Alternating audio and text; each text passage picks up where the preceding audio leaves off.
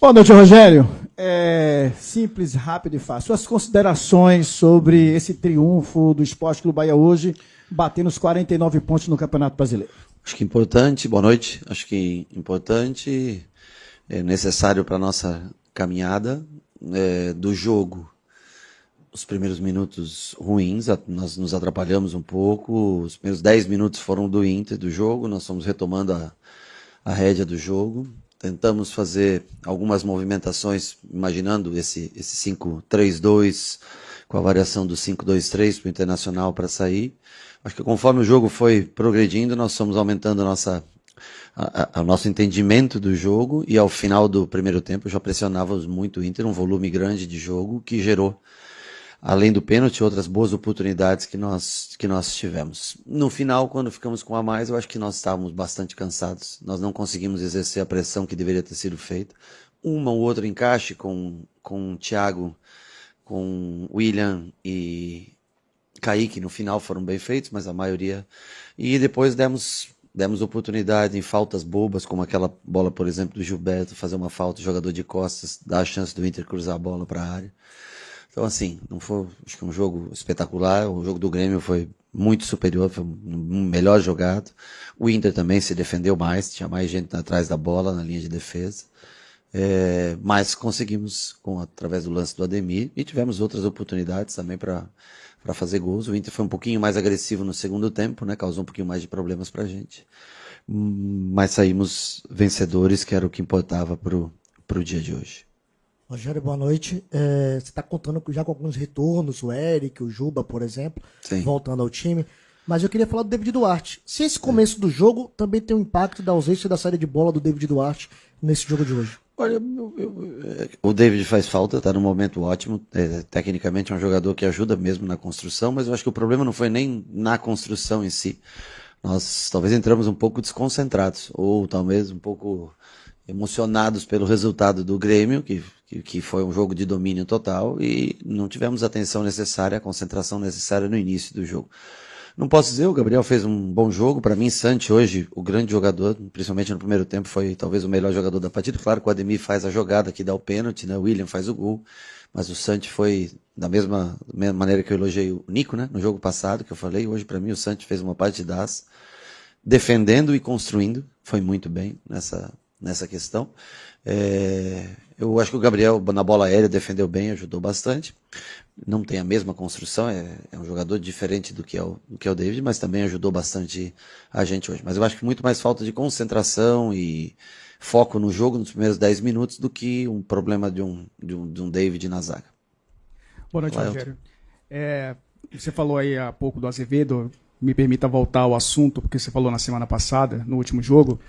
Eu lembro de você ter falado algumas vezes que o Azevedo, em alguns treinamentos, passava uma hora praticamente, né, fazendo o mesmo movimento, receber de costas, girar e sair para jogar.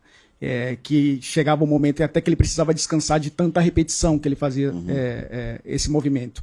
Você também já falou que o Azevedo não é o Caio Alexandre, são características diferentes. Mas a volta do Bahia a controlar os jogos passa também por esse bom momento do Azevedo, ou seja, não é coincidência, né? Ele melhorou bastante nesse quesito. Qual o tamanho da importância da sua equipe de trabalho e a dele, né? Um cara de 26 anos... conseguir transformar o seu jogo, não se tornar um Caio Alexandre, mas te dar a oportunidade de retomar o controle das partidas. Não é uma hora que ele fica, claro, fazendo, mas ele trabalha quase todos os dias com o Leandro, com o Nelson, o próprio Charles. Eu agradeço por ter essas pessoas comigo todos os dias, porque eu posso me dedicar mais à parte tática do jogo e cada um tem a sua função no desenvolvimento da equipe. O Leandro mais no desenvolvimento pessoal, no desenvolvimento de um jogador, muitas vezes, e o Nico trabalha bastante. Ele fica ao final do treino fazendo esses movimentos de receber, girar. Ele melhorou muito nesse sentido. Ele não é Caio Alexandre, mas o Caio Alexandre também não é o Nico, se fosse falar dessa maneira, certo? Talvez nunca terá a parte técnica do outro, assim como o outro talvez nunca conseguirá ter a parte física. Então, são jogadores que, se juntassem as valências, daria um jogador perfeito, o 5 perfeito, né? Mas ele melhorou muito. Eu acho que evoluiu bastante e dentro do modelo de jogo ele tem sido fundamental. Acho que o jogo dele contra o Grêmio foi espetacular. Acho que hoje ele fez um bom jogo, perdeu uma ou outra bola. Mas eu acho que do que nós conhecemos do Nico em 23, quando nós chegamos aqui, que era um volante 5 de pegar, roubar, entregar. Hoje ele joga bem mais, ajuda bem mais o time. Acho que talvez até o próprio Caio, a presença do Caio, faça com que ele entenda essa necessidade de evolução para a posição. Boa noite, Rogério. Com relação a goleiros, eu queria que você falasse sobre o Ronaldo, porque há um tempo atrás, o que o torcedor queria era que chegasse um novo goleiro, até chegou o João, que ainda não estreou, e não tinha uma confiança no Ronaldo. E o Ronaldo tem tido grandes jogos. Eu queria que você falasse a respeito desse momento do Ronaldo e como está a confiança do goleiro Ronaldo. Bom, eu acho que é o melhor momento dele aqui, vem de, sei lá, os últimos 6 jogos aí fazendo grandes defesas, nos nossos triunfos aqui, normalmente com 0 no placar, sofrendo poucos gols, né? A participação com o pé dele, há uma melhora considerável, porque isso eu encho bastante o saco deles no dia a dia, fazemos muito trabalho para a construção do goleiro, né? Então eu acho que ele tem acertado muitos passes, achado muita bola entre linhas, fazendo com que quebre a primeira linha de pressão do adversário, e no gol ele tem a postura, tamanho, amplitude, então eu acho que ele vem ajudando bastante. E eu acho que o torcedor mesmo reconhece, né, a evolução, os companheiros sentem, logicamente, muito mais segurança hoje. A tendência é que ele continue crescendo e ajude a gente nessas 9 últimas rodadas aí a alcançar o objetivo da equipe. Boa noite, Rogério. O Bahia faz uma ótima campanha dentro do Campeonato Brasileiro e melhor ainda dentro de casa. Mas o Bahia venceu 3 adversários gaúchos em casa e fez 8 gols, não sofreu nenhum. Isso diz algo para você ou é coisa apenas estatística do futebol? Por ter vencido os 3 times gaúchos? Os 3 times gaúchos. Isso é coisas do jogo, do futebol. Eu fico feliz quando a gente vence, principalmente quando a gente vence sem sofrer gols, principalmente quando a gente vence tendo muito mais oportunidades que o adversário, muito mais controle de jogo que o adversário, independente de quem seja, né? A gente fica muito feliz de ter vencido o Palmeiras e Flamengo aqui, que são os 2 que despontam no Campeonato Brasileiro na briga pelo título. E também fica feliz de ter vencido o Inter e Grêmio em sequência, né?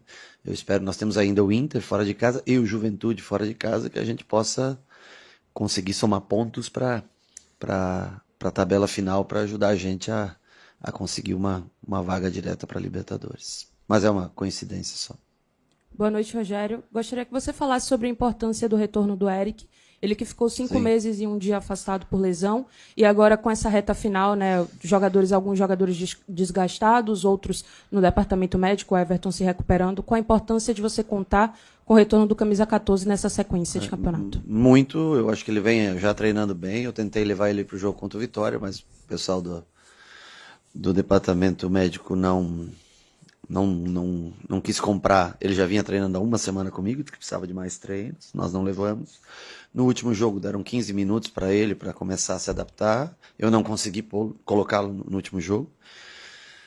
E hoje eu já estava com esse intuito de colocá-lo no jogo. Eu achei Jean Lucas e Michel já bastante cansados. Nico também, mas quem iria sair, na verdade, era o Jean Lucas e não o Nico, mas com o cartão amarelo, o Nico também já chegando... O Nico já bem cansado dos 2 últimos jogos, com o cartão amarelo eu preferi colocar o Eric de primeiro. Ele tem treinado muitas vezes de primeiro com a gente, né? Muitas vezes treina ele, Nestor ou Michel e Cauli no meio campo. E, logicamente, a melhor posição que ele mais rende é de 8 e não de 5. Mas na necessidade do jogo, bom jogo aéreo, é um menino comprometido, trabalhador, fico muito feliz pela volta dele. Lesões assim de tempo longo de recuperação, elas pesam bastante, que ele possa também ajudar a gente a ter mais minutos a cada jogo que vier. Boa noite, Rogério Ceni. Algumas entrevistas atrás eu fiz um questionamento para você com relação à solução de continuidade. Já tem um tempinho. E por conta muito da cobrança da torcida com relação à necessidade de contratações, talvez o Bahia tenha queimado etapas para o planejamento que foi anunciado com relação aos resultados, né? ao nível que o Bahia poderia chegar. Nesse momento, o Bahia passou por um momento de dificuldade extrema por conta da falta de atletas, por contusão, por lesão, enfim. E aí entram aqueles que não eram considerados titulares. E aí surge a questão da solução de continuidade. Você acha que essa equipe, com os jogadores que não são considerados titulares, é já está pronta a solução de continuidade para dar essa resposta não só para a torcida, mas principalmente para aquilo que você tem como planejamento para atingir as metas do time nessa temporada? Olha, eu acho que esses jogadores que entraram nas posições de jogadores que estão há mais tempo parados, como o Caio Alexandre, agora infelizmente com esse problema o Everton, né? Juba ficou um bom tempo fora, eles fazem sempre o seu melhor e tentam ajudar. Às vezes a gente tem que mudar a maneira de jogar, né? Quando tá Juba é um jogo, quando não tá Juba é um jogo distinto que a gente faz, né? Pulga, por exemplo, né? Um jogador que faz muita falta pra gente, que tem feito muita falta pra gente. Eles fazem o melhor possível, logicamente, que quando você faz a troca, você tem esses jogadores lesionados, você vai colocar os seus substitutos para jogar. E aí, as trocas serão por garotos, como você falou, que a gente tem que acelerar o processo, por garotos que tiveram oportunidade, como o Rampab, como o Cauê Furquim, como o Thiago, que veio amadurecendo e com a saída do Lúcio ficou praticamente o primeiro jogador a entrar no lugar do William. Nós estamos tendo que acelerar e normalmente você não tem tão bons resultados quanto um time já organizado, completo, que tem um padrão de jogar, mas eu acho que todos têm ajudado na medida possível. Esse jogo é do primeiro turno, né? Em tese, né? Eu não considero muito porque você continua 19 e depois 19. Mas se você for analisar, é o melhor primeiro turno da história do Bahia. São 33 pontos conquistados. 33 pontos não é uma média baixa, né? E a gente vem num segundo turno agora, eu acho que com jogadores voltando, podendo tentar crescer, né? Juba hoje jogando 60 minutos, não sei se ele vai ter condições para o jogo do São Paulo. Eric entrando hoje no jogo, podendo ser uma alternativa para, sei lá, 30, 40 minutos contra o São Paulo. E a gente espera a volta também do Caio, que é importante, do Pulga, que é importante pra gente. O Canu voltando, e eu não consegui dar uma oportunidade para ele ia entrar até no lugar do David no último jogo, quando o David tomou uma pancada, e o motivo que o deixou fora foi esse do jogo hoje. Mas a gente quer rodar, quer botar todo mundo para se sentir parte, se sentir importante do grupo. Nem sempre a gente consegue. Nestor e Michel estão tendo minutos, agora com a saída do Everton, enfim. Para isso serve um elenco, isso mostra a força do elenco que consegue minimamente competir e se manter no alto da tabela. Boa noite, Rogério. Queria que você falasse um pouco sobre o William José, ele que tem 3 gols nos últimos 3 jogos. Queria que você falasse sobre o bom momento dele. Sim. E assim, há pouco tempo atrás se falava que a posição de camisa 9 era a mais carente do Bahia. Quero saber a sua visão sobre o assunto. Olha, o ataque talvez seja a posição que a gente tenha menos jogadores. Se olhar para os zagueiros, hoje nós tínhamos 2 zagueiros do banco, mais o Rezende que pode fazer a função, 3. Fred estava em condições, vai jogar no Sub-20 amanhã. Então nós temos jogadores para essas funções. O Juba voltando, nós temos 3 laterais esquerdos, né? O meio campo mesmo, com todas as ausências, nós temos jogadores para colocar. Então o ataque é o setor mais sensível. O William fez um ótimo jogo passado, hoje novamente ele faz uma função mais de 9 na primeira parte do jogo, quando a gente muda o sistema de jogo, quando tira Juba no minuto 15, que Iago começa a passar para o lado, ele volta a fazer mais ou menos o que ele fez no jogo contra o Flamengo, baixando para ser esse quarto homem. Então, assim, é um jogador inteligente, ele não tem, logicamente, a mesma condição física do que um garoto de 20 e poucos anos, ele é um pouco mais pesado, mas ele te dá muita sustentação, é um jogador que acrescenta muito na parte técnica, e cabe a ele tem mais um ano de contrato aqui, né? Cabe a ele sempre tentar evoluir, melhorar, se cuidar. Faz parte, alimentação, tudo, faz parte para que ele se mantiver no peso, se ele conseguir entrar cada vez mais em forma, ele é um jogador inteligentíssimo e extremamente útil. Ele talvez não tenha sido o melhor jogador em campo em nenhum dos jogos, mas ele está aqui no top 3 ali, ele nos últimos jogos ele teve participações decisivas para a gente. Boa noite, Rogério. Queria que você falasse um pouco sobre o encaixe. Hoje você optou em iniciar com Juba e Sanabria, mesmo sabendo, eventualmente, de uma formação com 3 zagueiros do Internacional. Tradicionalmente, nós temos muitas dificuldades em desenvolver bons jogos com 3 zagueiros no time adversário. Isso, no time adversário. O Bahia tem essa dificuldade. Foi assim contra o Vitória, por 2 vezes, no segundo tempo do primeiro jogo da final, foi assim no Barradão também, e o Bahia não consegue desenvolver bons jogos, muito embora a gente tem visto que o Bahia perde gols, né? O Jean Lucas perdeu um gol, o Ivan fez boas defesas, e no segundo tempo você alternou para o Thiago e para o Borducci. Você pensa em manter esse encaixe para jogos com 3 zagueiros com o adversário, ou você pensa em manter a formação clássica com Juba e com Sanabria? Bom, na minha concepção, quando você enfrenta 3 zagueiros, você tem que manter os laterais longe da... A minha vantagem numérica contra 5 na linha de trás, ela é grande no meio, né? Então a gente tem uma estratégia, traça uma estratégia de jogo, e essa para mim é a melhor estratégia contra times que jogam em linha de 5.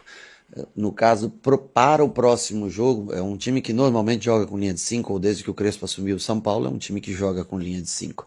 O meu problema só está na minutagem de Juba, que eu não sei se ele terá condições de... Ele jogou um pouquinho mais até do que era previsto para hoje. Eu não sei se nós teremos condições de usá-lo. Aí nós vamos dar uma olhada como ele vai, como ele se recupera desse para o próximo jogo, porque depois nós temos um tempo maior para o jogo do Bragantino, né? Para a gente ver, decidir a maneira que a gente joga, se joga com o lateral passando, se joga com o Juba um pouco mais por dentro e pontas abertas. Mas dentro desse sistema de 5, eu não acho que a gente tem mais dificuldade. Eu até gosto de adversários que jogam com linha de 5. A gente tem dificuldade, você citou os jogos, todos os jogos que você citou são fora de casa. E fora de casa, contra a linha de 4, contra a linha de 5, infelizmente, a gente não consegue render da mesma maneira. O que não deveria ser um empecilho para isso.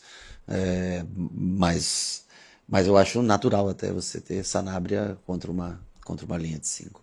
Boa noite, Rogério. Eu gostaria que você Sanabria falasse... ou qualquer ponta, né? Tudo bem. Boa noite, Rogério. Eu gostaria que você falasse sobre uma possível previsão de retorno do meio-campista Everton Ribeiro, ele que voltou a treinar agora nessa terça-feira. Então tem esse anseio muito grande por parte do torcedor. E aproveitar aqui que sou o último a perguntar, falar também sobre o gramado da Fonte Nova hoje, após dias de muita chuva, especialmente hoje. Sobre o Everton, eu sei que para esse jogo ele não volta, ele ainda está na academia fazendo trabalhos, né? Nós temos que analisar a evolução dele no dia a dia, quem sabe até para o próximo fim de semana contra o Red Bull, que é no domingo, né, no outro domingo, dependendo da evolução dele nos treinamentos, de que intensidade possa aplicar nos treinamentos, ele possa estar já relacionado. Senão aí é uma questão médica mais, e eu não sei como é que está a programação para ele, o foco nesses dias, eu sei que eu não posso utilizá-lo, então eu tiro um pouco o foco dele para olhar para os jogadores que estão à disposição. Conforme o departamento médico passe para a gente no decorrer da semana, nós saberemos se ele pode ir contra o Red Bull ou mais uma semana. Enfim, eu acho que o principal nesse momento é a recuperação dele, né? A saúde, né? Não é uma questão de lesão, né? É saúde, né? Então esse é o principal, que ele se preocupe em recuperar a saúde, esteja pronto.